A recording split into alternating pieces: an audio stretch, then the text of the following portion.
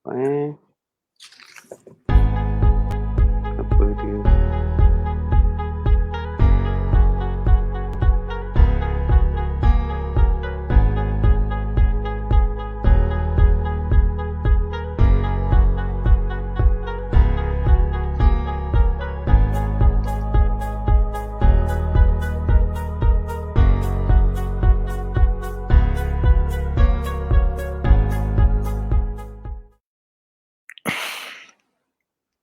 Hai, Assalamualaikum warahmatullahi wabarakatuh dan juga salam sejahtera. Selamat hari Rabu. Selamat malam Rabu dan anda sedang bersama-sama dengan saya Hafiz Latif atau Bang Pis dalam Sembang Pis X My Move sempena My Book Festival dan dibawakan khas untuk Kuala Lumpur Ibu Kota Buku Dunia di KL Baca. Dan bersama-sama dengan saya pada malam ini Tuan Rozlan Muhammad Noor, seorang editor, seorang penulis, seorang aktivis buku yang telah bergelumang dengan industri perbukuan ni lebih daripada 20 tahun di Malaysia dan pastinya banyak pengalaman-pengalaman yang kita akan sama-sama telusuri, yang sama-sama kita akan korek nanti pada malam ini untuk kita perdengarkan bersama-sama dengan anda semua.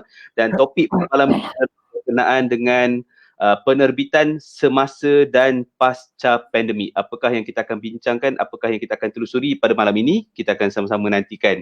Dan tuan-tuan dan puan, anda semua digalakkan untuk meninggalkan sebarang komen, meninggalkan sebarang soalan jika ada kepada Tuan Rozlan Muhammad Noor dan insyaAllah kita akan sama-sama telusuri perbincangan pada malam ini. Baik, saya tak nak buang masa terlalu lama, saya mahu mengundang dan suara daripada Tuan Rozlan kita dahulu. Assalamualaikum Tuan. Ada bunyi. Waalaikumsalam. Terima kasih Bampis. Saya pun nak minta maaf. Ada gangguan sikit suara. Oh ya, okey. Okey, saya Bang Lan. Abang Lan boleh dengar? Boleh jelas suara saya? Boleh, tadi tenggelam sekejap, sekarang dah timbul balik. Tapi okey, sekarang sudah jelas. Alhamdulillah. Baik, Alhamdulillah. Baik. Malam ni kita santai-santai saja kan? Betul, malam ni kita santai-santai je Balan. Dan saya nak ucapkan selamat datang kepada tuan-tuan dan puan mana yang sedang menonton secara langsung ni. Maaf tadi mungkin agak sedikit ada gangguan sikit dengan capaian internet. Jadi mungkin macam Balan maklum tadi mungkin agak lagging sikit. Jadi mohon bertabah dan bersabar sikit sekiranya sesi perbincangan malam ni mungkin akan ada sedikit gangguan dari segi capaian internet. Saya mohon maaf awal-awal lah. Apapun topik yang kita nak bawakan pada malam ni ya Balan, tentang penerbitan semasa dan pasca pandemik. Dan waktu saya fikir tentang topik ni Balan saya tak ada orang lain dalam kepala yang saya dapat gambarkan. Saya tak dapat bayangkan. Dia macam cakap COVID dengan Rozlan ni. Macam nak cakap pasal penerbitan ni, siapa yang saya nak jemput waktu tu kan. Jadi macam tak ada lagi lah orang dalam kepala yang lebih dekat yang saya rasa boleh saya nak jemput pada malam ni, yang saya fikir boleh sesuai untuk kita kongsikan pandangan dan juga pengalaman beliau. Dan sebab itu jugalah saya memilih, saya mengundang Abang Lan untuk bersama-sama dengan kita. Mungkin Abang Lan di peringkat awal permulaan perbualan kita ni lah Abang Lan, kita nak santai-santai relax tapi nak mengetih macam selalu kita buat tak dapat. Abang Lan je lah ada kan. Permulaan Abang Lan sebagai peringkat permulaan ni kan, sebagai pengenalan dahululah. Mungkin Abang Lan boleh kongsikan sikit dengan kita semua audiens pada malam ni berkenaan dengan penerbitan buku yang Abang Lan faham ataupun yang Abang Lan kuasai di peringkat awal dahulu sebelum kita pergi cakap semasa pandemik dan masa nanti ni. Tapi maksudnya penerbitan buku ni pada Abang Lan sendiri, apa sebenarnya menjadikan dia sebagai satu benda yang sangat dekat dan sangat penting kepada seorang Rozlan Muhammad Noor macam tu? Okey. Terima kasih Bampis dan terima kasih kepada semua tuan-tuan dan puan-puan, saudara mara, kawan-kawan semua. Saya rasa ramai kawan-kawan kita je dekat sini dan kita malam ni sembang-sembang santai je kan. Pertama sekali terima kasih sebab mengundang Rozlan, sebab Rozlan ada dalam kepala Bampis, nampak Rozlan je kan. Sebenarnya ramai lagi kawan-kawan kita, sahabat-sahabat kita kan yang dalam industri perbukuan dalam negara kita ni. Okey. Kalau nak cakap tentang betapa dekatnya penerbitan dengan Rozlan ni, cerita dia tak menarik sangat Fiz. Pasal apa? Sebab bermula daripada saya ni buta huruf, lambat membaca kan. Dan lambat membaca satu hal. nak masuk sekolah menengah UPSR masuk dengan buta huruf kan. Jadi memang lambat lah. Kemudian bila masuk universiti belajar dalam bidang penerbitan, keluar-keluar saya tak kerja dalam bidang lain, dalam bidang penerbitan buku. Mula-mula jadi wartawan lah, menulis, kemudian jadi editor untuk penerbitan di Utusan. Lepas tu ke ITBM. Lepas sebelum ITBM tu selepas 10 tahun keluar universiti, masuk balik Universiti Melaya pun buat penerbitan juga. Jadi bila saya tengok kawan-kawan kita kan, banyak mereka ni dibantu oleh ilmu-ilmu bantu yang lain. Misalnya ada yang bidang undang-undang, ada bidang farmasi, ada bidang biologi, dan kemudian dia ambil bidang penerbitan ataupun dia terjun dalam bidang penerbitan buku, dan saya rasa mereka banyak kelebihan sebab mereka ada ilmu-ilmu yang komplement kan. Ini masalah saya ni sebab saya memang bergelumang dalam dunia buku je. Daripada seriusnya kita selepas keluar dari universiti lah. Jadi itu sebabnya bila sahaja berjaya pencen dipencenkan daripada ITBM pada Disember 2019. Jadi bermulalah perjalanan saya sebagai solo man dalam bidang buku juga. Cuba juga buat sebenarnya benda-benda lain. Membuat kan pada masa kita masih dalam buku dan kita buat juga benda lain. Tapi macam juga orang rumah selalu cakap lah, tak boleh pergi buat benda lain. Finally you get back to the buku. Kena buku juga. Sebab itulah dunia you kan. You passion pandai. Juga situ. Passion kan. Saya pernah jumpa seorang kawan ni kata satu benda yang paling penting lah kalau diri kita sendiri ataupun kalau kita nak cari seorang pekerja kan yang boleh bekerja dengan kita kan, cari orang yang obses. Kalau dapat seorang yang obses, senang kerja kita. Dia tak ada fikir pasal gaji, pasal duit, pasal apa, sebab kegilaan dia buku kan. So kalau kegilaan pada buku lah. So itulah bermulalah langkah solonya, bergerak sendiri. Adalah beberapa kerja-kerja penerbitan yang masih sedang lagi dilakukan, sehinggalah yang mencabarnya Fiz, pasal selepas 20 tahun kan kita keluar, kita nak bergerak sendiri. Sebenarnya bukanlah ini kita bongkar rahsia sekali malah. Pembongkaran apakah yang mahu dibuat ini? Nah, sebenarnya saya tak adalah nak mengatakan betul-betul detik Januari 2020 tu adalah satu detik yang pertama kali saya melangkahkan kaki sebagai orang yang solo dalam dunia penerbitan. Sebab sebelumnya sejak zaman Utusan pun kecurangan dah berlaku.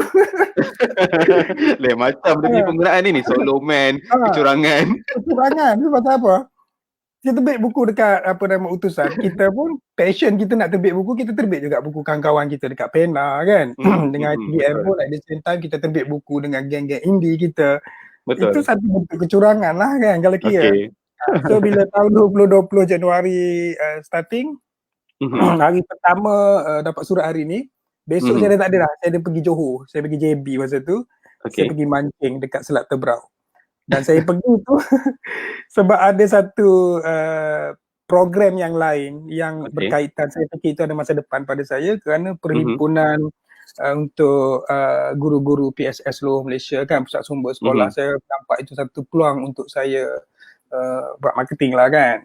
Tapi alhamdulillah daripada movement itu saya dapatlah beberapa projek, dan ada satu projek yang agak besar dan berlarutan lagi, berlanjutan sehingga hari ini. Jadi yang mencabarnya apa? Tahun 2020 baru saja kita nak memulakan langkah, bukan nak melangkah, nak berlari. Baru buka enjin lah. Datang COVID dah datang, masuk alih pula, PKP. Termenung sekejap habis. Sebenarnya hampir 2 minggu ke 3 minggu. Betul-betul lost. Cakap, kenapa tiba-tiba datang something yang luar biasa kan? PKP pula, lepas tu kena lock sana sini, dan kita dah rancang macam-macam kan, kita nak buat itu, kita nak buat ini, dan bila keluar daripada institusi buku dipencenkan secara pilihan itu, adalah sikit duit kan, duit sikit lah. Alhamdulillah adalah tu. Orang bagi duit sikit lah kan, jadi kita pun gunalah duit tu, kita fikir ini modal aku lah, boleh buat something kan. Tapi siapa sangka COVID datang. Inilah malam ni kita akan bincangkan macam mana kita mengharungi, kita mendepani, kita nak melalui cabaran, dah lalu pun sebenarnya setahun lebih.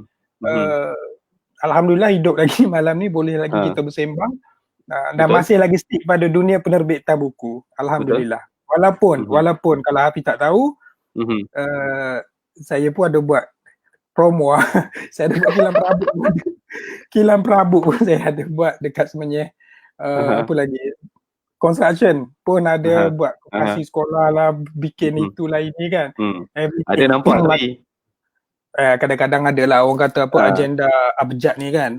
Asal barang jadi duit. Kita nak hidup for survival kan. Tapi passion kita, minat kita, obsesi kita, kesungguhan kita pada buku dan akhirnya macam mana pun kembali pada buku lah. Nak dalam keadaan PKP sekarang pun kena harungi juga. Betul. Itulah tadi daripada buta huruf kepada celik huruf Itulah sebenarnya bila ada celik huruf tu sebenarnya itulah punca. Sejarah celikhuruff.com tu itulah punca dia. Itulah sebab buta huruf lama sangat. Faham. Tapi itulah betapa nak menceritakan dekatnya Abalan dengan dunia penerbitan ataupun dunia perbukuan tu. Perjalanan dia tu sangat panjang, sangat lama Abalan punya perkongsian tu kan tadi daripada zaman sekolah sampailah ke sekarang ni melalui fasa-fasa lama lah di beberapa institusi ataupun syarikat sehinggalah sekarang ni bergerak solo. Tapi tetap lagi hidup dan berada depan mata saya sekarang ni dan juga audiens kita pada malam ini. Masih lagi nak bercakap tentang buku. Degil. Betul. Baik, okey. Abalan, mungkin kita boleh kongsi kot dengan audiens pada malam ni juga kan. Selain daripada tu nanti kita akan raikan rakan-rakan yang ada bersama dengan kita pada malam ni. Boleh. Tapi nanti kalau tuan-tuan dan puan ada soalan ataupun ada perkongsian pengalaman mahu diajukan, silakan tinggalkan di ruang komen, nanti kita akan sama-sama telusuri. Mungkin Abalan boleh kongsi sikit kot. Tadi Abalan kata kita, sebab saya merasai pengalaman yang sama sebab iyalah kita dulu penerbit Abalan kan. Awal tahun 2020 kita tengah nak full throttle, tiba-tiba kita kena macam kena tarik handbrake kan.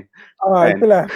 Kita kena tarik handbrake sebab situasi semasa ketika itu Mac 2020 yang mana ialah seluruh dunia sebenarnya dilanda pandemik dan saya agak terkesan sebenarnya bila orang kata sebab seluruh dunia dilanda pandemik ni, semua industri sebenarnya terkesan, termasuklah industri perbukuan sendiri sebenarnya sangat terkesan dan dia bukan dianggap sebagai essential service. Jadi itu yang saya agak macam sedikit terkesan lebih kan.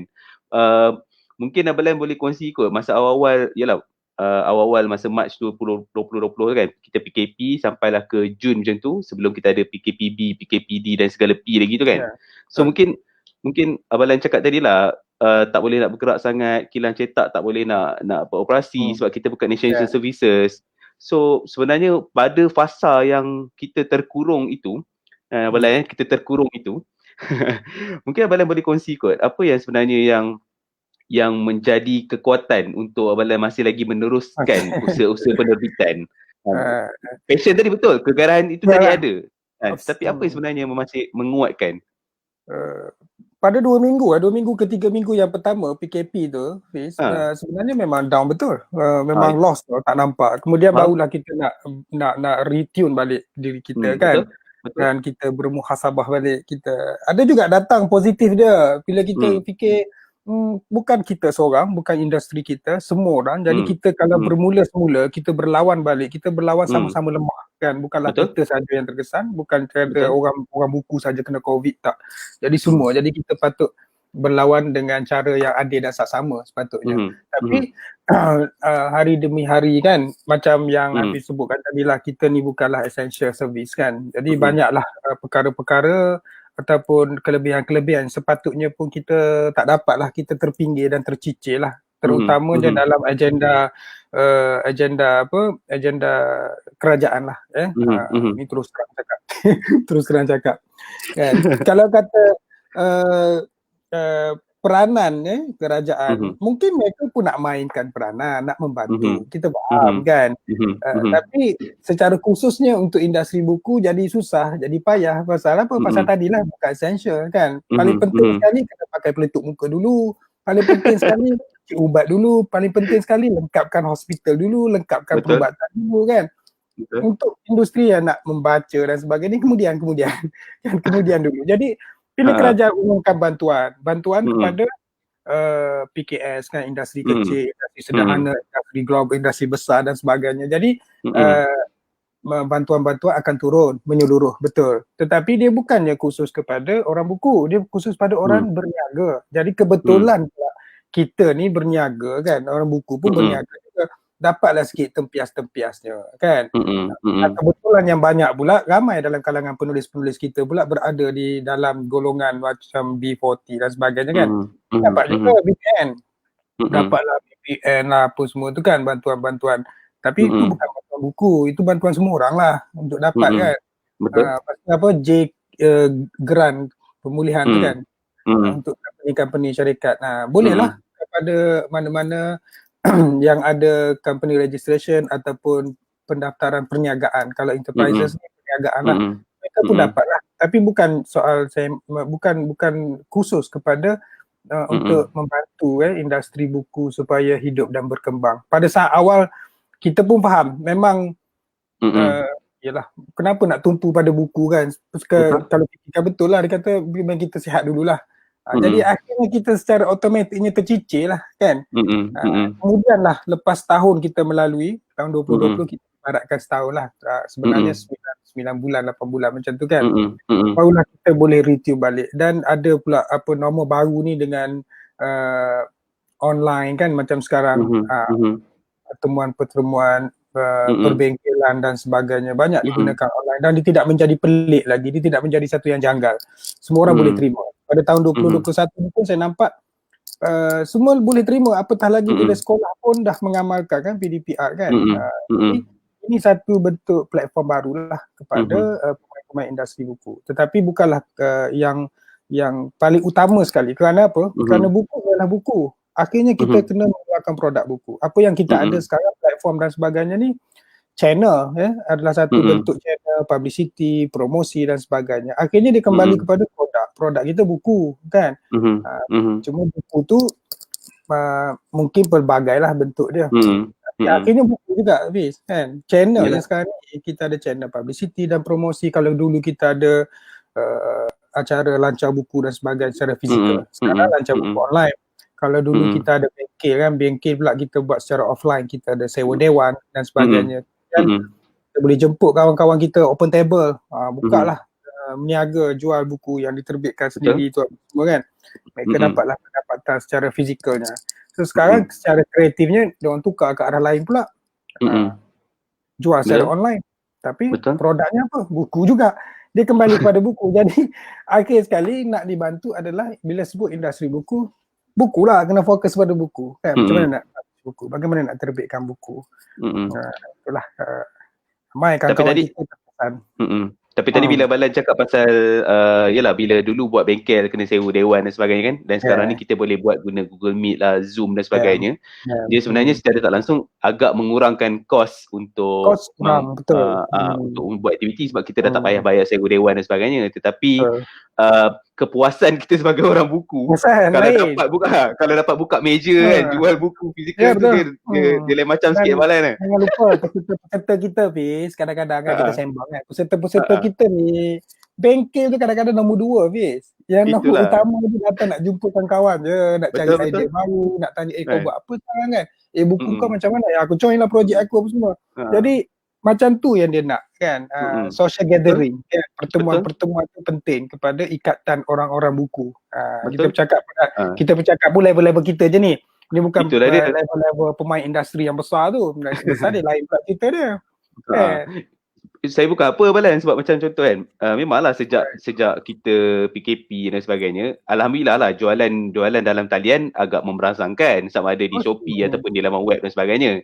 Dan saya tahu ada banyak juga rakan penerbit lain yang sebenarnya meletup-letup jualannya kan, dekat apa Shopee lah, dekat Facebook, maksudnya dekat dalam online dan sebagainya. Tetapi dalam masa yang sama tu yang saya merasai tu benda tu yang tak dapat nak pergi ke rumah pena sangat untuk buka meja, untuk kan, kita nak promosikan buku kita. Betul, kita nak dapat jualan. Saya setuju Fiz kata kawan-kawan kita ada yang strike, tapi segelintir sebenarnya tak ada data yang khusus mengatakan, apatah lagi dengan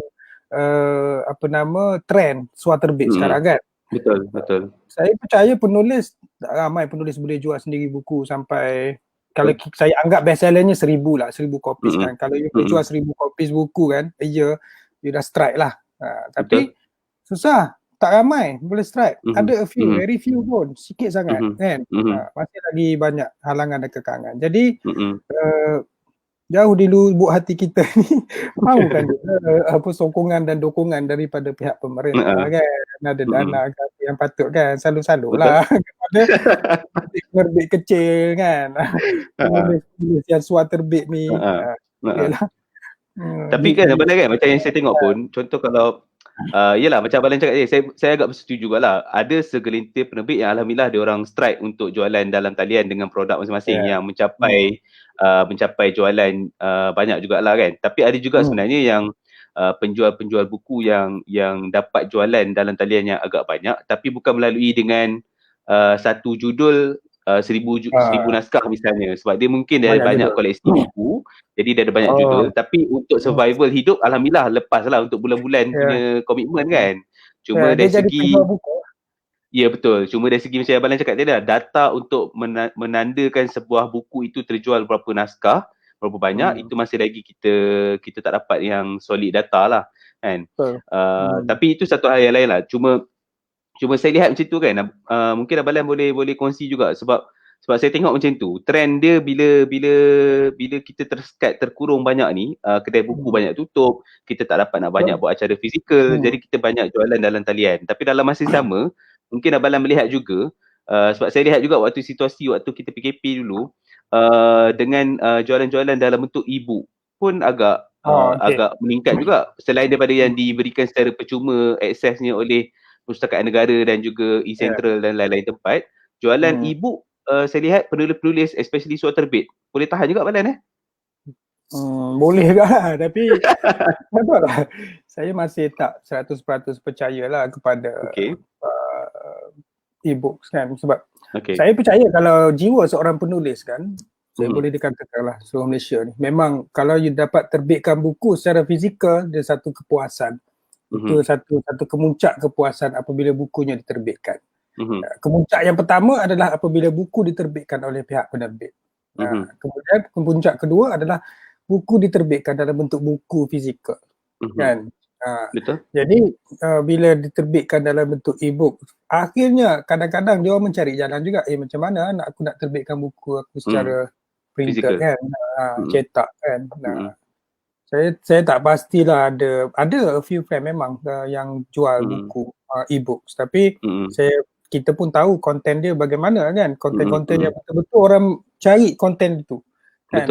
Bagaimana nak buat benda ni, macam how to apa semua kan, itu nak dibaca.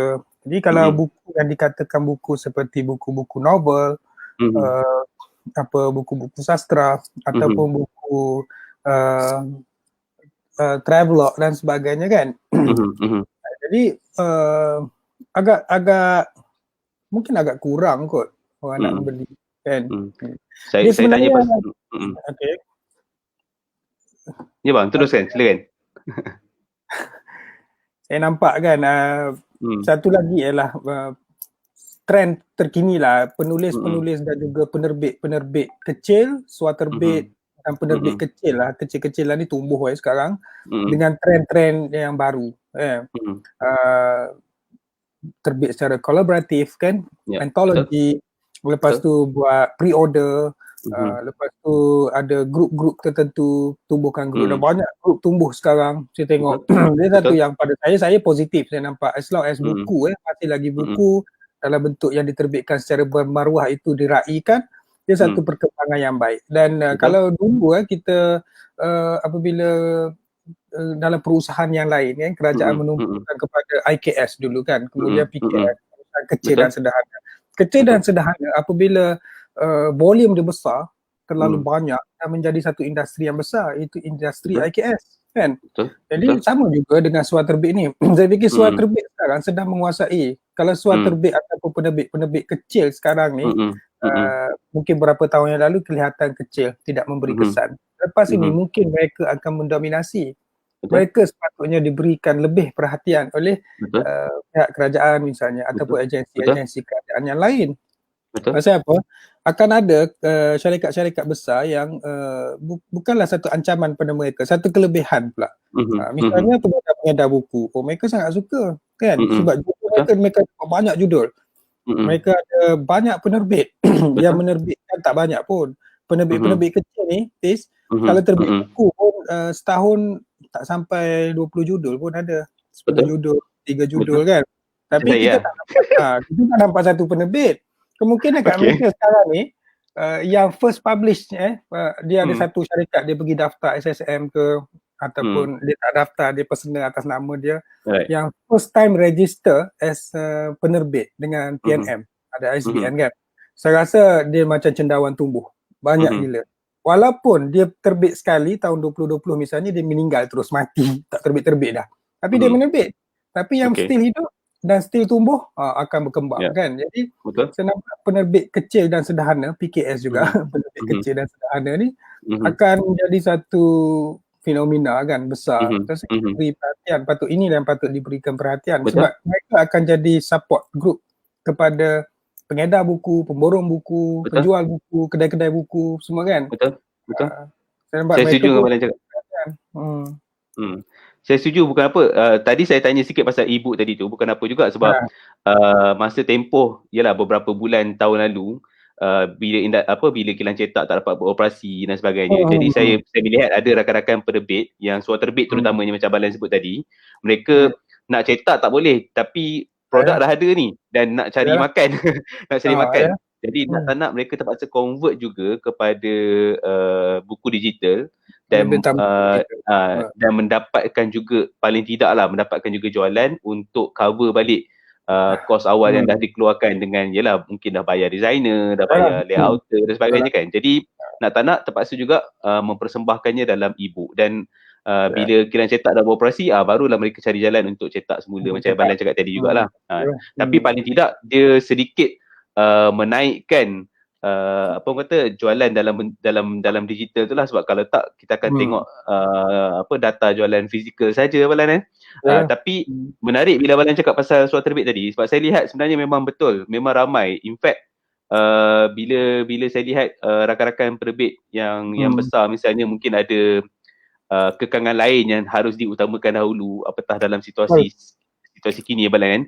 Jadi bila ada penulis-penulis yang dapat menerbitkan karyanya sendiri itu, juga agak sedikit memberi ruang bernafas kepada pengedar-pengedar ni. Sebab saya tengok ada rakan pengedar ni yang dia masih lagi boleh terus menggerakkan perniagaannya ke sana sini, masuk ke perpustakaan dan sebagainya, jual buku. Tapi bila saya tengok, dia tak fokus hanya kepada penerbit besar ataupun judul-judul tertentu je, tapi sebenarnya ada banyak penerbit dan ada banyak judul yang dia dapat kongsikan. So agak menarik lah bila Abang Lan cakap macam tu tadi. Sebenarnya tak ada beza Hafiz, bila kita mengeluarkan satu produk penerbitan buku kan, antara dua produk tu tidak ada beza pun diterbitkan oleh penerbit besar ataupun penerbit kecil, treatment dia sama. Sebab kita menerbitkan, terutamanya lah, that's why saya selalu nasihatkan kepada pemain-pemain industri kecil dan juga suara terbit ni, kalau nak terbit buku, sekurang-kurangnya dapatkan nasihat daripada sahabat-sahabat editor kita. Ramai ni dekat sini kan, cuba terbitkan dengan format yang bermaruah betul. Tadi bermaruah maksud dia. Prinsip dan amalan penerbitan yang betul lah. Pasal apa? Bila jadi produk, dia sama level, sama ada diterbitkan oleh syarikat konglomerat besar ataupun diterbitkan oleh syarikat belakang rumah, macam Roslan. Pasal apa? Buku yang sama akan masuk tender.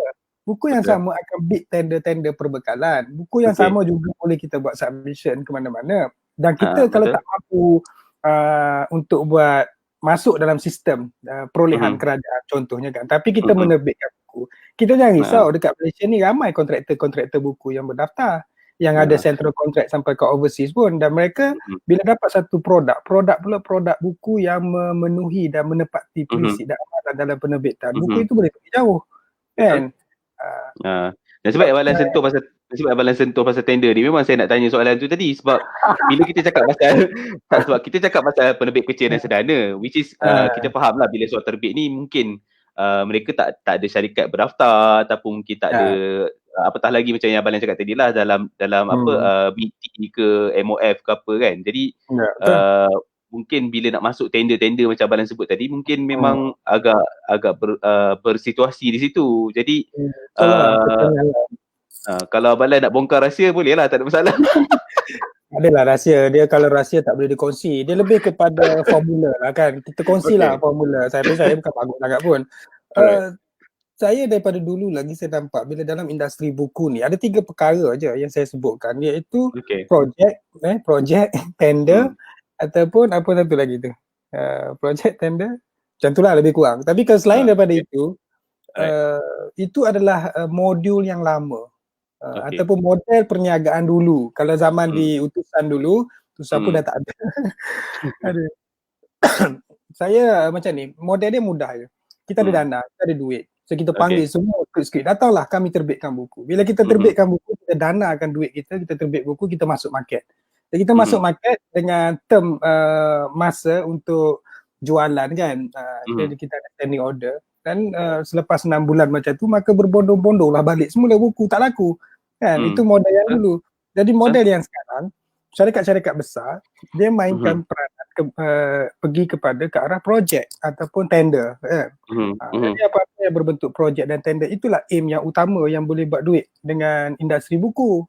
Jadi apabila kita sebagai penerbit kecil dan sederhana dan juga suaterbit ni, kalau boleh, seperti yang saya sebutkan tadilah, terbit dengan cara yang betul, mengikut prinsip dan amalan penerbitan yang betul. Jadi buku kita akan pergi lebih jauh. Sebab apa? Mungkin kita tak boleh masuk tender sebab kita suaterbit belakang rumah je, kita tak ada perolehan, kita tak berdaftar dengan Kementerian Kewangan ataupun kita tak berdaftar dengan mana-mana organisasi yang menawarkan ataupun mengeluarkan sebuah harga dan tender dan sebagainya. Tapi kita ada ramai kontraktor kat Malaysia kan, dan kontraktor pula kerja dia membekal. That's why saya kata saya lebih suka kalau kita faham masing-masing fungsi masing-masing. Kalau fungsi kita menulis dengan lebih baik. Dan fungsi kita menerbit, kita terbitkan betul-betul, dan kita cari rakan-rakan kongsi kita dalam kalangan penerbit, pengedar, pemborong buku, kontraktor dan sebagainya kan. Saya bagi contoh lah sekarang. Ini bukanlah rahsia. Pemain-pemain sekarang pun tahu keadaan dan kewujudan. Sekarang tender sedang buka. Ada satu tender yang semasa, yang sekarang, bahagian teknologi pendidikan sedang membuka ruang perbekalan untuk buku bahan bacaan tambahan. Jadi bahan-bahan buku yang bagaimana? Bahan-bahan buku yang diterbitkan oleh tuan-tuan dan puan-puan semua. Mengikut prinsip dan amalan tu semua, boleh. Berpendidikan macam mana nak submit kan? Kami tak tahu apa-apa, tender pun kami tak tahu. Jangan risau, that's why kita nak tuan-tuan dan puan-puan semua promo buku biar nampak di mana-mana. Jadi kontraktor ni seperti saya juga, kontraktor kecil ni akan lihat, menarik juga buku ni, tender pun tengah buka kan. Aku pun contact lah orang ni kan, bro buku ni menarik juga ni bro, aku terbit bila? Baru terbit ni, tahun bila? 2018. Tak nak, aku nak 2019 hingga 2021. Sebab itu syarat sekarang. Ini saya cakap benda real time. 2019-2021 itulah tajuk buku terbitan yang diperlukan sekarang, dalam 2-3 hari lagi tutup tender. So penender pun akan telefon kontraktor tanya, berapa persen boleh bagi? I nak ambil buku you kan. Dia kata 10%, 15%. Tak boleh, kontraktor tak nak Fiz 15%, 10%. Sebab apa? Sebab tak cover. Ya, sebab nak masuk tender dekat sana pun dia minta 50% ataupun 10% habis kat situ. Kita punya lagi transport dan sebagainya, itu ini semua habis kan. Jadi bila kontraktor minta you boleh bagi 40% tak? Ataupun 45%. Suaterbit pun termenung. Tak boleh bang. Pasal apa? Pasal dia cetak buku harga RM10 satu. Dia jual buku RM20 je. Dia punya market price pun tak betul. Kan macam mana you modal RM10, you jual buku RM20? Kenapa modal you RM10? Orang cetak buku RM3 je bang satu. Sebab kami cetak 200 je, dia kata. Jadi nampak tak? Perkara yang mungkin suaterbit kena ikutilah, mungkin bengkel-bengkel Hafiz ni kan, bengkel terbitan ke bengkel apa nama tapi kan? Saya fikir macam ni bang. Saya fikir macam ni, bukan apa. Dia kalau memang betul, kalau dia serius nak main tender ke apa semua bagai, kalau itulah tadi yang Abang cakap tadi, kalau dia memang betul-betul ada saluran-saluran yang dia dah fikirkan untuk akan datang, jadi dia minta pandangan daripada perunding penerbitan dan sebagainya. Mungkin kita boleh cadangkan, okey, kalau betul nak masuk tender dan adalah perancangan-perancangan akan datang, then kita go for offset printing terus. And that's why dia boleh ada cara. surat terbit. Dia boleh terbit dengan kaedah POD, print on demand sikit-sikit kan. Kadang-kadang orang datang pada saya, tanya saya, bang saya nak buku lah, berapa banyak? 10. Aku pun terfikir, kau nak print buku tak? Kan? Kau nak commercialize ke, nak jual buku ataupun kau nak 10 ni buat untuk apa ni? Untuk mock-up ke apa? sebenarnya nak surat terbit ni untuk suar foto. Nak suar foto buku kan. Okey, boleh POD pun tak apa kan. Tapi banyak juga pemain-pemain sederhana walaupun tak besar. Banyak menggunakan kaedah ni, Fiz. Dia terbitkan buku, even buku yang bentuk set kanak-kanak kan. Dia POD je. And then dia try masuk tender.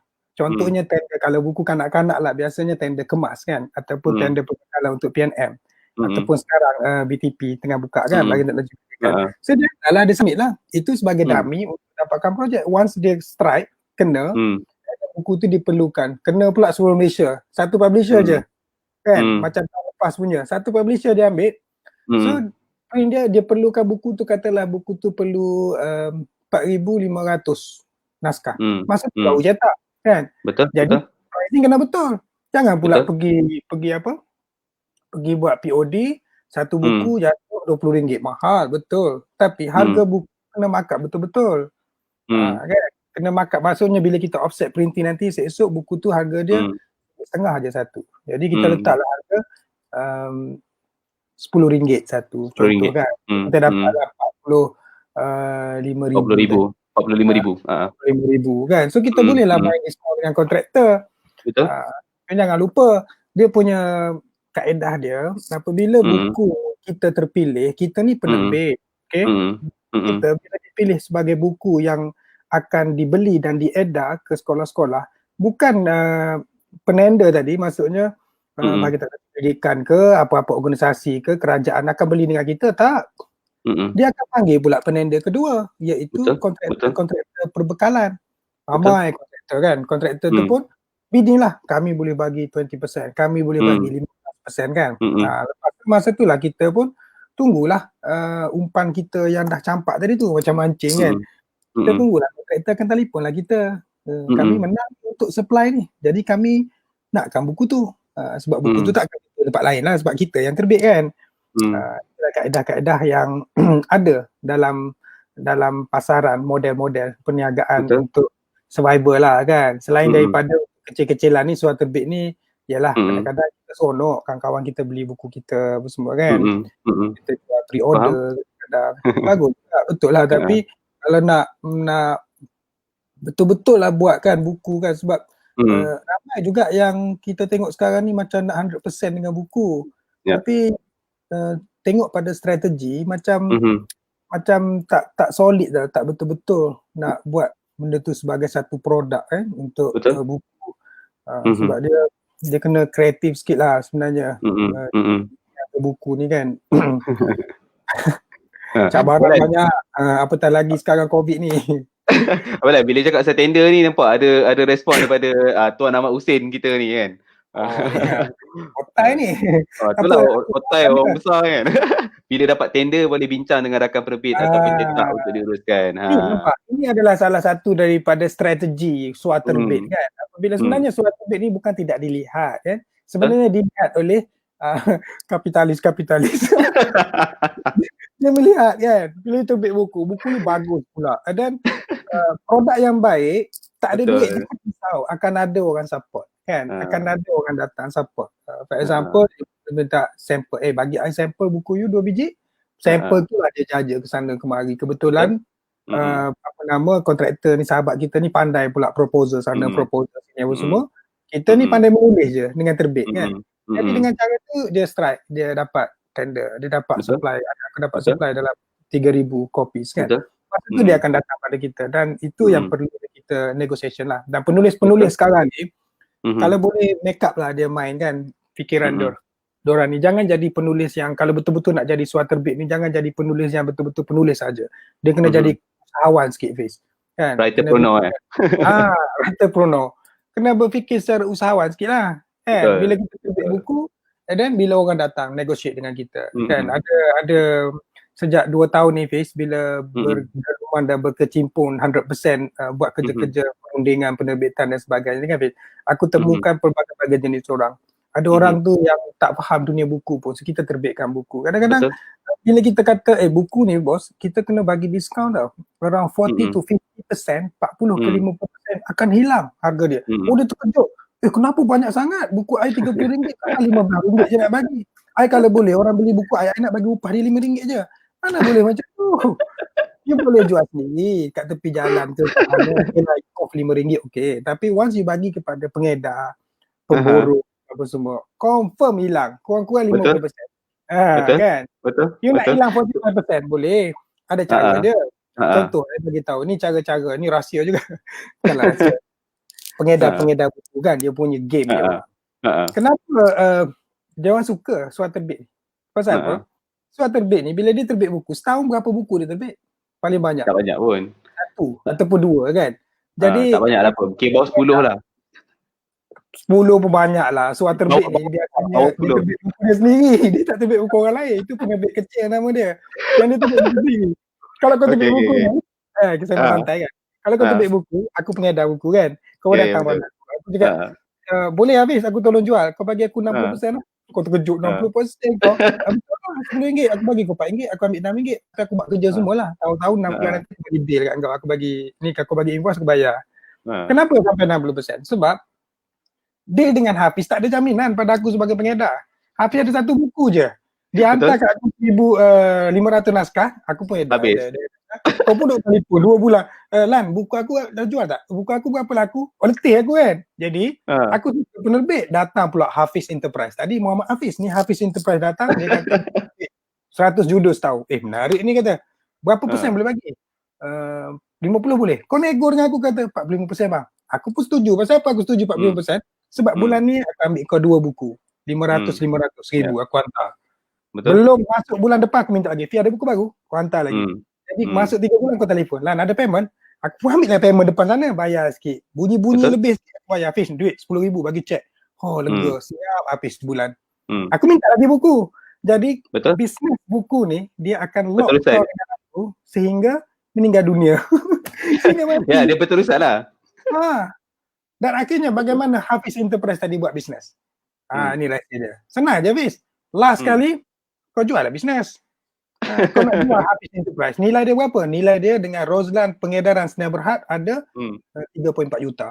Orang yang nak beli pun best lah tengok. Surat hutang ada 3.4 juta. Aku beli asal dekat Hafiz.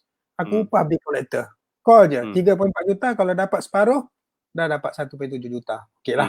Kan? Aku beli company pun mungkin setengah juta. Macam tu lah bisnes. Betul. Oh lah ada bisnes dia kan. Pasal aku pernah jual popcorn. Dia kena jual bisnes sebab tak ada nilai bang kan.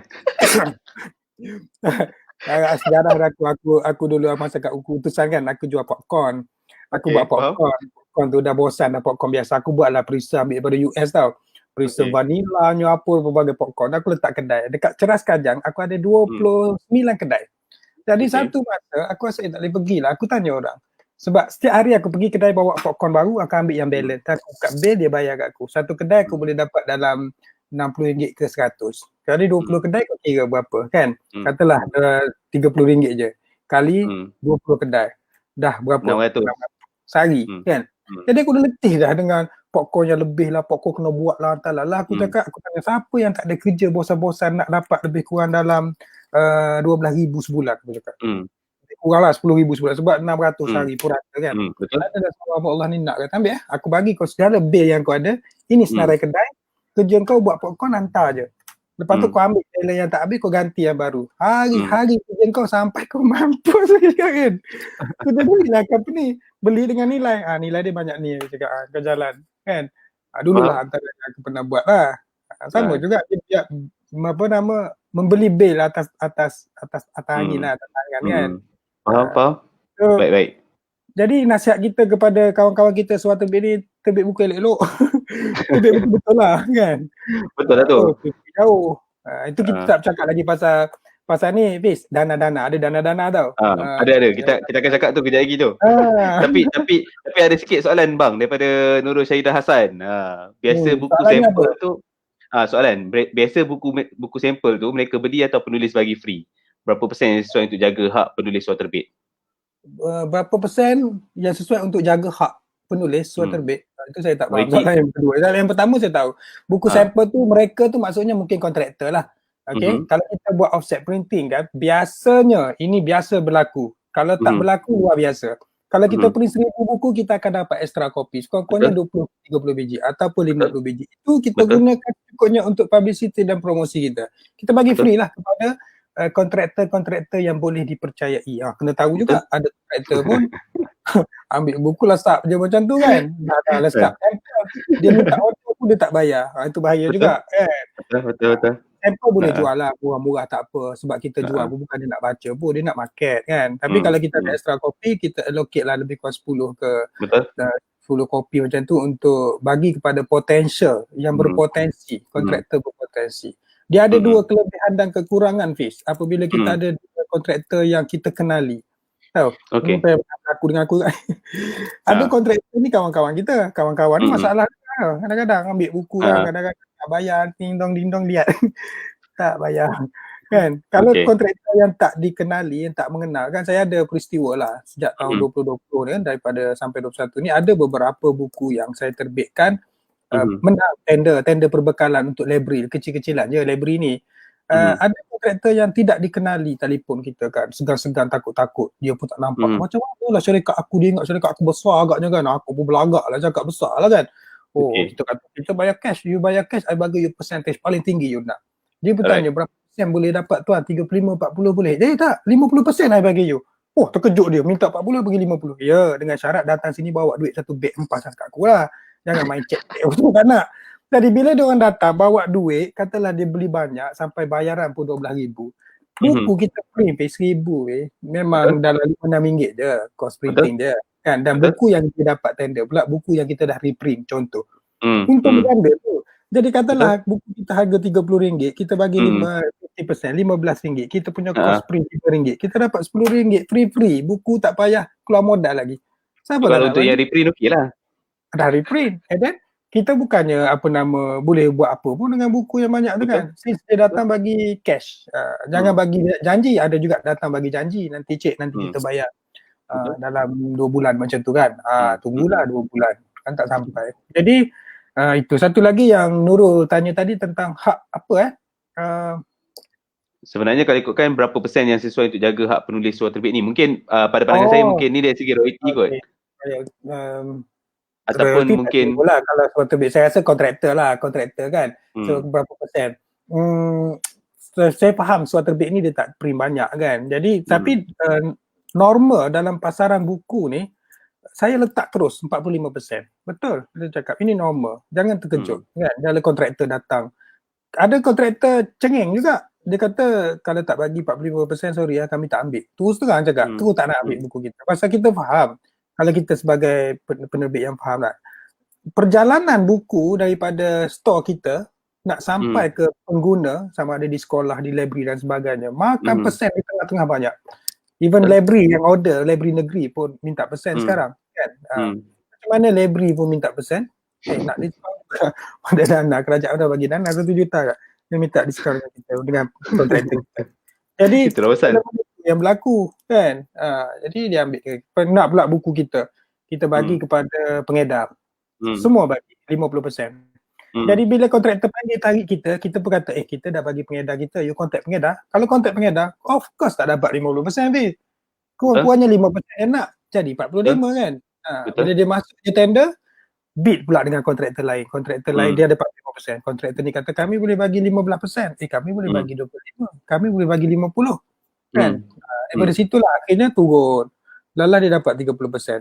Kalau 30%, buku RM10, maknanya RM7. RM7. RM3, sorry. RM3, sorry. RM3 kan? RM3 je. Belum lagi masuk transport ke apa, pengedaran kan. Nanti kalau dapat buku, pengedar, selalunya pengedar ambil 10%. Tinggi lah tu 10%. Adalah pengedar ambil 10%. Kalau nilai dia, tender tu katalah 1,000 buku, RM3, RM30,000 kan. Bukan RM30,000, harga buku kali dengan berapa? Harga buku dia berapa? RM10. RM10 jadi RM10,000 kan. RM10,000, 10% RM1,000 tolak dah. RM1,000 untuk pengedaran. Betul. Kan, seluruh Malaysia nak mengedar. Jadi dia habis lah kat situ. Jadi industri buku nak tak nak itu senario. 45% lah standard, confirm. habis. Saya rasa banyak yang saya jumpa sebelum-sebelum ni pun pengedar dan sebagainya pun paling-paling memang dia paling rendah yang dia akan minta pun 45%. Betul. Paling tinggi yang saya pernah deal pun 60%. Itu macam aku itu tahu memang tu tak ada apa lah. Saya rasa kalau saya sebut pun abang tahu siapa kan, tapi itulah 60% macam saya macam okey. Kan? Tapi itulah dia kan. Okey. Tak apa Alan. Okey, kita sentuh pasal pengedaran ni menarik. Mungkin nanti kita boleh buat siri lain tentang pengedaran pula lah kan. Sebab ini adalah orang kata apa perjalanan panjang. Kita nak sembang benda ni mesti memang menarik. Memang perbincangan yang akan jadi perbincangan yang panjang. Hampir sejam lah kita. Tapi mungkin kalau Abalan boleh sentuh sikit tadi sebab Abalan ada cakap pasal pendanaan tadi kan. Di berbaki lebih kurang dalam 15 minit yang kita ada ni. Sebelum kita cakap pasal wajah penerbitan akan datang sebab kita ada sebut juga dalam topik kita pasca pandemik ni kan. Mungkin Abalan boleh kongsi sikit dulu kot dengan pendanaan. Saya rasa kita perlu suntikan daripada pihak kerajaan dan melalui agensi-agensi kerajaan lah untuk boosting lah industri buku. Sebab dia kena beri perhatian kepada penerbit-penerbit kecil dan juga suaterbit, daftarkan mereka ke macam mana kan. Dan ada beberapa dana-dana yang sedia ada sekarang pun yang mungkin tidak disedari oleh sahabat-sahabat penulis dan suaterbit ataupun penerbit-penerbit kecil kita sekarang kan. Dewan Bahasa pun masih ada lagi boleh mohon. Baru-baru ni Penjana melalui My Creative pun ada sahabat-sahabat kita yang dapat pun. Ada di kalangan kita yang menonton ni pun ada. Kan? Saya sendiri pun ada satu buku yang kita usahakanlah dengan satu penulis ni kita dapat. Cuma My Creative perlukan satu proposal yang unik sikit lah, kreatif kan. So saya nasihatkanlah kepada penulis-penulis kita ni, cubalah cari satu sudut-sudut yang kreatif dalam dunia penerbitan yang kita boleh hasilkan sesuatu. Jadi kita jangan jadi seorang penulis yang semata-mata menulis saja dan ingin terbitkan, dapatkan kepuasan kerana menerbit, tetapi fikirkan sedikit lah dari aspek keusahawanan. Sebab dana ni perlukan enforcement daripada kita juga, kita semua. Dan kita adalah survivor, kita adalah pejuang-pejuang dalam industri buku. Kena berjuang Fiz. Sebab industri yang agak terhimpit kan. Jadi kena berjuang lah. Dengan perjuangan kita ni lah kita boleh sedikit membuka mata pihak kerajaan yang menyatakan betapa pentingnya dalam keadaan pandemik dan sebagainya, COVID dan sebagainya. Tidak ada satu industri yang boleh freeze kan. Bayangkan COVID 2020, 2021 dah entah bila lagi, tiba-tiba ada satu benda yang freeze, tak bergerak langsung. Tak mungkin lah. That's why kita perlukan juga dana dan sebagainya untuk menggerakkan untuk industri buku. Dan selain itu ada apa cendana yang relate lah, yang ada kaitan dengan penulis creative industry. Dan kita kena lebih kreatif lah maksud saya.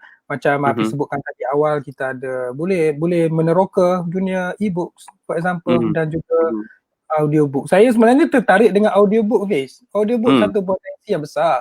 Kan boleh diteroka. Dan saya awal tahun ujung tahun lepas ada satu perbincangan lah dengan satu pihak ni untuk buat kerja audiobook. Tapi mungkin lah bila saya berbincang pada peringkat level yang dah hampir kepada merealisasikan hasrat tu, tapi kerana kita bersama dengan orang bukan buku kan, kita orang buku kita nampak, tapi dia orang buku jadi dia tak nampak. Jadi saya pun masuklah sikit dari aspek keusahawanan sikit kan. Sebab audiobook saya dapat boleh pergi jauh. Pergi jauh dan boleh pergi lah kalau kena cara strike semua boleh pergi.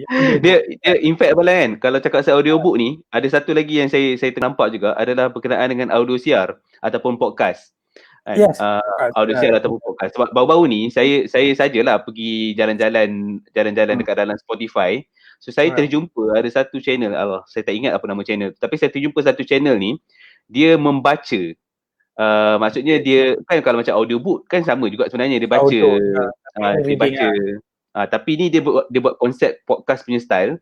Dia baca balik cerpen, dia baca balik puisi, lepas tu dia bila habis dia baca tu dia bincangkan sedikit. Jadi sebab tu dia buat style podcast. Kalau macam audiobook tu dia akan baca je kan. Tapi kalau macam yang podcast style ni, dia dah baca puisi tu, lepas tu dia bincang sikit pasal konten puisi tu. Audiobook pun dah sangat menarik, Fiz. Bayangkan kita berdepan dengan pandemik, berdepan dengan perusahaan dan industri kita yang lembab, dan kita berdepan satu benda yang sangat orang kata bukan saja global tetapi yang sejagat lah, lama tempoh dia adalah minat membaca. Kita tak duduk cakap sampai sekarang minat membaca. Okay, fine. Apa? Kita tukar jadi minat mendengar pula kan. Jadi dalam sembang, kau sembang pasal buku novel, belum lah, buku Salina kan. Jadi aku malu juga tahu, kalau aku tak baca buku Salina malulah. Kau cakap pasal buku sampai senang je, aku pergi beli audiobook, aku sombat kat sini sambil naik basikal, aku dengar Salina je. Kan? Jadi one day aku dah tahu cerita. So, aku nampak potensi ke arah itu. Dan satu lagi, kalau nak buat benda-benda yang buku ni, kita kembali kepada tadilah projek, tender dan sebagainya kan. Apa salahnya kau audiobook lah buku yang dekat sekolah tu, berapa ramai yang ada boleh dengar. Budak-budak pun malah nak membaca kan. Bagi novel sastra, bagi satu audio sastra, buku sastra dekat dia orang, buat kat telinga. Yang Melayu duduk dalam telinga sekarang. Kan? Itulah dia, betul. Hati dia tak payah baca. Menarik. Sebenarnya bila kita cakap pasal audiobook, kita cakap pasal e-book, kita cakap pasal audio siar ataupun podcast ni Balan, sebenarnya sedikit sebanyak saya nak bawa kepada di baki-baki masa yang kita ada ni, kita nak bawa kepada sedikit tentang wajah penerbitan pasca pandemik ni tadi. Yang mana kita tak tahu pun sebenarnya pandemik ni bila akan berakhir. Kita doakan supaya lebih cepat, supaya akan lebih cepatlah hilang di muka bumi ni kan. Cuma maksudnya wajah penerbitan tu sendiri, kalau kita sebutkan tadi ada e-book, kita sebutkan tadi ada audiobook, audio siar, podcast dan sebagainya, mungkin Abalan boleh melihat pasca pandemik nanti, apakah lagi yang mungkin kita boleh buat dalam industri penerbitan ni, dalam industri perbukuan, apakah wajah yang ada? Pertama sekali saya suka nyatakan bahawa pandemik COVID-19 yang dah datang ni, apabila dia datang dan kalau betul dia pergi dan berlalu pun Fiz, dia tidak akan mengembalikan kita kembali ke 2019 dan sebelumnya. Tak akan. Sebab apa? Kita dah berubah bukan dari segi pergerakan fizikal, pencarakan sosial. Dia berubah dari segi aspek pemikiran. Aspek kita berfikir, gaya kita bertindak pun dah berbeza. Orang dah semakin selesa. Kita online macam ni pun dah selesa. Orang tak rasa janggal dah akan depan di depan nanti kan. Dia tak akan kembali ke 2018, 2017. Jadi apa yang kita boleh expect wajah penerbitan untuk industri buku kita juga akan berubah. Dia juga akan lebih ada satu masa nanti dia akan lebih semarak, lebih boom. Pasal apa? Kita dibantu oleh kecekapan latihan industri. Kalau kita katakan 2 tahun, kalau 2 tahun lah COVID ni, kita diberikan latihan kecekapan. Cekap dari segi nak cari duit, cekap macam mana nak menerbit dengan kekangan dan halangan. Kita cekap nak berinteraksi menggunakan teknologi. Menggunakan teknologi sebagai transportnya kan. Jadi bila kita selepas COVID nanti, makanya kita bukan saja boleh recap balik apa yang kita tak dapat buat selama 2 tahun ini. Kalau 2 tahun lah ataupun 5 tahun lagi kan. Kita recap. Dan masa tu lah berbondong-bondong orang akan keluarkan buku kan. Orang akan tergila akan untuk dapatkan buku dengan pelbagai cara. Dan selain daripada yang dihalang pun tak dihalang. Misalnya nak pergi ke kedai buku dah boleh masa tu kan. Sekarang tak boleh. Nak keluar apa terhalang apa semua. Dan pada masa yang sama online, hal-hal berkenaan dengan dalam talian ni dah menjadi satu yang sangat biasa pada ketika itu dan tidak menjadi janggal lagi kan. Jadi saya nampak kita akan berlaku satu pola baru untuk penerbitan buku dalam negara dan mungkin akan ada satu ledakan barulah kan untuk mungkin minat kepada pembacaan dan sebagainya akan tumbuh semula kan. Petang lagi dengan teknologi. Betul. Tapi banyak Baik. masa lagi ni. Banyak masa lagi. Ada lah baki dalam 2-3 minit lagi kalau nak. Boleh tahan. Kita tak ada ke kita soal tanya ke apa-apa dekat. Saya ada baru nak scroll balik ni, ada respon daripada audience. Okey. Soalan ni mungkin Abalan dah banyak kali jawab sebenarnya, tapi mungkin di kesempatan yang ada ni nak jawab sekali lagi. Siar Rezwan. Dia tanya sebagai penulis baru terbit sendiri ke ataupun melalui publisher? Okey, kalau lah kita ada pilihan kan, sebab soalan macam ni. Ini saya cakap jujur, betul kan. kalau kita ada pilihan, tapi kita ada ke pilihan tu kan, sama ada kita nak terbit sendiri atau dengan rumah penerbitan. Sekarang ni penerbit-penerbit sangat selektif kan untuk Betul? menerbitkan karya, Betul. untuk menerbitkan buku. Apatah lagi penulis-penulis baru. Perkiraan untuk menerbitkan buku ni kriteria dia bukan lagi pada kandungan semata-mata. Dia kriteria dia lebih kepada pemasaran. Ya. Kita banyak terbitkan buku sekarang kan. Penerbit yang menerbitkan buku ini bukan nak komplain ni, ini nak bagi tahu senario. Kita Betul. sampai kita tidak menerbitkan buku, Riz. Kita menerbitkan populariti dan celebrity. Kita menerbitkan sensational, sensasi. Betul. Kan. Barulah boleh jual. Sebab dia aspek pemasaran. Jadi itulah tekangan, dia bukan pilihan. Kalau ikutkan boleh diterbitkan oleh sebuah publication house, rumah penerbitan, satu benda yang bagus lah, bonus. Tapi kekangan itulah, kita penulis baru kan. Kalau nak kira bagus. Jadi mana penerbit yang nak menerbitkan karya kita. Kalau karya kita bagus sekalipun, kita akan hantar pada penerbit melalui jawatankuasa pemilihan, melalui penilaian kan dan sebagainya, adakah akan diterbitkan ataupun tidak. Itu pun menjadi persoalan juga. Termenung, kita dah lah first time writer. Kalau kena tolak terus nanti tak terbit-terbit buku kan, terus tak menulis. Salah tu. Tapi saya galak kan kalau nak menerbitkannya sendiri pun okey, sebagai salah satu daripada alternatif cara untuk kita boleh kata so-called mendaftarkan diri kita. Tak daftar mana-mana pun. Sebagai seorang penulis, establish lah kita seorang penulis. Tetapi nasihat saya yang paling cap dagang. Nasihat saya yang paling keras terbitlah buku dengan prinsip dan amalan yang betul. Please, tolong. Pasal saya tengok dalam pasaran, ada kawan-kawan kita, penulis-penulis kita menerbitkan buku dengan cara sendiri, dengan kebolehan sendiri dan hasilnya kurang memberangsangkan, kurang menepati prinsip dan amalan penerbitan. Itu sangat mengecewakan lah kan. Sayang, kadang-kadang kontennya bagus, kandungannya bagus, tapi diterbitkan secara sewenangnya kan. Jadi dari segi anatomi buku dan sebagainya, kalau tak diikuti dengan betul, sangatlah sayang buku tu. Janganlah rasa rugi kalau kita nak mengambil seorang perunding penerbitan. Kita ada ramai pakar-pakar penerbitan sekarang. Lebih ramai lagi apabila COVID datang, ramai yang berhenti kerja. Yang berhenti kerja pula yang pakar-pakar dalam industri pun terpaksa. Tak nak kerja, terpaksa keluar daripada industri sebab mereka pun tidak mampu untuk menampung kan. Jadi mereka ni kemahiran tak hilang bro. Yang pernah bekerja dengan PSM, pernah bekerja dengan PTS, pernah bekerja dengan utusan mana, dia keluar melangkah keluar je daripada organisasi tu, dia tak ada, syarikat lama tak ambil kemahiran dia, masih kekal dengan dia. Jadi cari kemahiran orang-orang tu, kemahiran individu kan. Individu dia punya. Jadi ada dengan dia, carilah orang-orang ni, mintalah bantuan. Betul. Jadi kenalah spend sikit untuk profesionalisme dia orang lah. Betul. Saya setuju sebab kadang-kadang saya pun sama juga. Yalah kita dah beli buku dan sebagainya kan. Kita tertarik dengan konten tapi dari segi gaya persembahan tu kita rasa macam sedikit kecewa lah. Jadi itu membuatkan kita rasa macam buku tu macam kita kena balut pula dengan pembalut lain untuk untuk kita simpan dekat rak kan. Okey, ada satu perkongsian daripada Syahidah sekali lagi, Nurul Syahidah Hassan.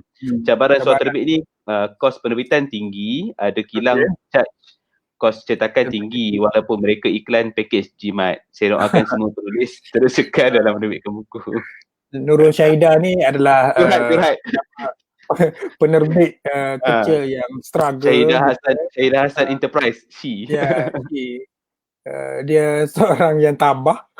Ada beberapa perkongsian kerja dengan saya juga kan. Ini ada sahabat-sahabat kawan-kawan kita yang dalam industri yang boleh membantu tuan-tuan dan perempuan kalau nak terbit buku. Betul kan. Sekurang-kurangnya dapatkan nasihat-nasihat yang betul lah. Kadang-kadang saya dalam industri ni bila saya di Shah Alam satu masa dulu saya jumpa kawan-kawan lama tanya kerja apa sekarang kan. Saya kata adalah saya buat konsultansi lah perundingan. Dia terkejut juga. Ada kawan nak ambil khidmat perundingan juga dia kata kan. Perundingan ni is ILO kan. Betul. Saya kata sebenarnya tak ada orang, payah nak cari orang yang menghargai kemahiran dan kebolehan kita untuk memberi nasihat. Sebaliknya mereka pun kadang-kadang dia telefon kita tanya tentang penerbitan kan. Dan bila Betul. dia tanya, kita pun tak sampai hati kita jawab. Dan sebenarnya bila kita jawab demi jawapan lagi. sehinggalah minit ke-20 sampai ke minit 29, nak sampai sikit lagi setengah jam, kita pun fikir sebenarnya setiap minit yang kita bercakap itulah sebenarnya fee kita kan. Betul. Kadang-kadang dia tanya benda yang kita rasa lekeh lah kan, tapi lekeh tak lekeh pun itu satu kemahiran dan pengetahuan baru pada dia. Contohnya dia tanya, buku kena ada ISBN besar kena ada. So kita pun cakap lah ISBN lah itulah ini lah, you minta ada CIP apa semua, apakah fungsi dia tu kan. Dan dia kata dan klien yang begini akan fikir alah dia tu tak ada harga apa je lah, aku tanya je dia jawab. Tetapi sebenarnya bila seorang konsultansi menyebutkan perkara itu, itulah fee dia, itulah harga dia, menyebabkan dia tahu. Betul bang, betul. Sebab saya sebenarnya kadang saya pun ada dilema tu juga, sebab macam kadang-kadang kan out of nowhere ada orang yang mana yang mungkin mungkin tahu kita punya nombor telefon ke apa kan. Jadi mereka akan message kita, WhatsApp kita, tanya soalan-soalan berkaitan dengan perbitan lah apa semua. And then kita tak jawab ke orang dikata sombong ke ataupun kena ilmu ke apa semua. Tapi bila kita jawab pula, padahal benda tu adalah kita punya so-called fee consultation tu. Professional fee lah kan. Betul. Ada kalau boleh kan, tapi kalau orang tanya macam tu macam ni lah, kata nanti saya bagi quotation je kan. Dia bagilah quotation. Dia lagi pedih tu kan, kalau dah tanya macam-macam, kita dah jawab macam-macam, tiba-tiba dia pergi ambil servis orang lain. Betul. Lepas tu bila ambil servis orang lain, adalah beberapa perkara dia pula tak berhatikan itu lain ni apa semua kan. Tapi kita kena educate lah sebenarnya penulis-penulis kita ni kan, penulis surat terbit ni, kita kena educate mereka. Kan? Kalau boleh dapatkan nasihat yang betul, dapatkan beberapa nasihat pun okey juga kan. Dapatkan pandangan yang betul untuk menerbitkan buku. Okey bang, ada mungkin di seminit yang terakhir ni lah saya kita pun dah lajak sikit masa, tapi tak apa, tak ada masalah, sebab sembang santai ni memang sedap. Memang sedap. Ini nasib baik kita tak duduk kat kedai mamak ni, kalau tak kita lagi lama sembang kan. Tapi mungkin di hujung sesi yang ada ni lah, mungkin Abalan boleh kongsi sikit dengan audiens pada malam ni, apa yang Abalan rasa yang kita boleh buat untuk mendepani industri perbukuan pada tahun inilah. Sebab saya faham yang kita masih lagi dalam situasi pandemik yang kita tak tahu akan berakhir bila. Jadi mungkin kalau Abalan ada saranan ataupun kritikan ataupun pandangan, gagasan yang nak diberikan kepada pada saya para penerbit kecil dan sederhana dan juga surat terbit ni, kita kena bersatu dan berkolaboratif. Maksudnya kita kena collaborate, kita kena bersatu lah, saling tolong menolong, saling membantu, saling mengikat antara satu sama lain. Dia tidak bergerak secara individu, boleh bergerak macam kau aku dan ada unsur-unsur persaingan. Dia tidak ada persaingan sebenarnya, Fiz. Aku tak faham kalau orang kata penerbitan buku boleh jadi persaingan. Kau terbit satu judul, aku terbit satu judul. Cerita kau lain, cerita aku lain. Aku tak akan buat buku sama macam kau. Kecuali aku terbit public domain. Aku terbitkan buku sejarah Melayu. Kau terbit buku sejarah Melayu. Itu okey. Tapi still lagi lain sebab kita ada tawaran-tawaran yang lain kan. Jadi kita kena bersama, kita kena bersatu, kita kena saling mengikat lah antara satu sama lain. Itu yang paling penting. Tapi nak sedap lagi kan, Fiz, aku bermesej dengan siapa lah. Nurul kot, dia tanya pasal sembang santai ni. Dia kata kalau nak sedap lagi sembang bantai lah. Kita kena buat sembang bantai. Itu kita buat siri lain Balan. Itu kita buat siri lain, sembang bantai. Sebab ini dia, sebab Bang Pis tu dia kena sembang Pis tak boleh. Betul. Tapi itulah tadilah yang seminit tadi yang Afi minta tadi. Sebenarnya saya sangat mengalukan kalau kita dapat bersatu kan, betul. Collaborate yang lebih kukuh lagi, kan, tak semestinya dalam satu organisasi persatuan yang khusus kemudian, tapi tidak patut ada kalau kita nak bersaing sesama kita, sebab kita patutnya saling bantu membantu dalam usaha untuk kita menyemarakkan industri kita. Industri sangatlah, bukan industri pun. Perusahaan kecil kita ni, PKS kita ni sangat kecil, penerbitan kecil kita ni sangat kecil. Jadi kalau kita nak lakukan persaingan dan sebagainya, tak jadi lah, tak ke mana kita, lagi merudum, lagi teruk kan. Betul. Saya setuju dengan apa yang Badan cakap, dan itu adalah saranan yang baik yang harus disambut oleh ramai pihak, terutamanya yang mana mungkin yang menonton pada malam ni. Semoga ia dapat memberi manfaat dan sedikit perkongsian ini juga tadi dalam 1 jam lebih ni. Paling tidak adalah benda yang boleh dibawa balik Abalan InsyaAllah. InsyaAllah. Yang mana apa nama tersalah kata tu minta maaf. Sebab Hafiz dah pesan awal-awal, ini adalah sembang santai saja, cakap je lah apa saja kan. Tidak ada skrip, tidak ada soalan khusus dan tidak ada apa-apa Betul. PowerPoint Kita tak ada presentation. soalan bocor pun. Tak ada. Tak ada. Kita just start tadi, kita start je. Sebelum tu kami sembang pasal kek, pasal kopi je. And then kita Itulah masuk pasal. je, kita cakap je and then kita tak ada skrip. Memang betul tak ada skrip. Bang Pis pun dah cakap awal-awal tak ada skrip. Tapi menarik juga Balan. Nanti kita sambung, insyaAllah kalau ada sesi yang lain nanti kita akan sambung pula tentang mungkin pengedaran sikit ke, sebab tadi kita masih lagi tak dapat betul-betul satu topik khas tentang pengedaran kan. Mungkin nanti kita boleh sembang pasal itu nantilah. Sebab kita ni lebih general kan. Betul. Apa pun terima kasih Abalan sebab sudi bersama-sama dengan kita pada malam ni untuk berkongsi sedikit pandangan dan juga penjelasan berkenaan dengan penerbitan semasa dan juga pasca pandemik. InsyaAllah ada kesempatan di lain waktu kita boleh sama-sama membangunkan industri penerbitan kecil dan sederhana yang Abalan sebutkan tadi ni kan. Apa pun saya nak ucapkan terima kasih juga kepada tuan-tuan dan puan mana yang bersama-sama dengan kita pada malam ni untuk Sembang Peace X My Move sempena My Book Festival yang dibawakan oleh Persatuan Gerakan Penulis Malaysia ataupun My Move dan juga Kuala Lumpur Ibu Kota Buku Dunia KWBC 2020. InsyaAllah akan ada lagi siri-siri yang akan datang sehinggalah April 2021 ini. Jadi teruskan bersama-sama dengan kami di Facebook KL Baca. Teruskan ikuti Tuan Roslan Muhammad Noor sendiri sebenarnya. Ada banyak sebenarnya perkongsian beliau yang menarik di Facebook beliau, di media sosial, ataupun kalau nak dapatkan khidmat nasihat juga silakan boleh terus hubungi beliau untuk masa-masa akan datang. Dan last but not least Abalan, saya hampir terlupa ni. Abalan ada nak promosi sesuatu kan? Saya nak promosikan diri saya je. Tak ada, saya ada baru yang akan diterbitkan, kita dah promo untuk pre-order. Harga RM30 tapi pre-order. Pre-order RM25 siap dengan postage sekali. Termasuk Sabah dan Sarawak. Memang belanja lah kita kan. Jadi siapa nak Sabah Sarawak apa? Siapa nak beli buku, nanti hantar mesej minta satu buku ikat tepi. Maknanya caranya Balan mesej kat Balan tadi Ya, kita kalau di Facebook saya ada link untuk WhatsApp link, just klik saja, kemudian dia ada satu pre-text kat situ nak order buku kan, kemudian cakaplah nak beli buku satu ikat tepi. Jadi saya tak ada nak ikat mati. Boleh, maknanya siapa-siapa yang nak tadi ada pre-order, harga pre-order untuk buku ikat tepi yang dikeluarkan oleh Balan. Buku ni adalah buku rencana artikel ekonomi yang ditulis santai, yang boleh dibaca oleh orang awam, semua orang, dan pentingnya apabila kita tahu bagaimana definisi ataupun saranan ekonomi dalam bentuk penulisan yang santai untuk kita faham ekonomi kan. Maknanya kita sebagai pelajar sekolah sampailah ke orang dewasa boleh faham ekonomi yang terkait dengan diri kita. Itulah matlamat penulis je lah. InsyaAllah dah final. Kita tunggu ISBN kita lepas sebab dengar kata library sedang bercuti ya, sehingga besok baru start. So kita dapatkan CIP dengan ISBN, kita akan cetak lah insyaAllah seminggu dua lagi. Yang permohonan dalam talian untuk di depository pun baru dilancarkan kan? Untuk PNM. Tapi kena daftar dulu jugalah, ambil masa dalam 2 hari rasanya untuk diluluskan. Itu adalah cabaran-cabaran yang kita lalui sekarang lah. Tak apa. Baik, alhamdulillah. Sebab ada tetamu dari Singapura, saya nak tutup dengan sedikit komen daripada Tuan Abdul Rahman Basrun.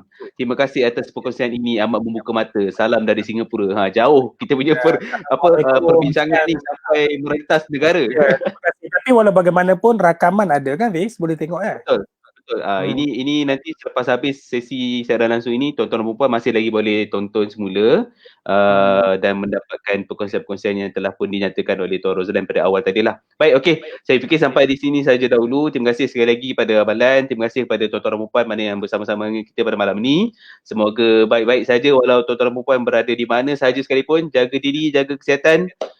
Dan kita jaga kita. InsyaAllah jumpa lagi di lain waktu. Sekian, terima kasih. Assalamualaikum warahmatullahi wabarakatuh dan juga selamat malam. Bye-bye. Assalamualaikum warahmatullahi wabarakatuh.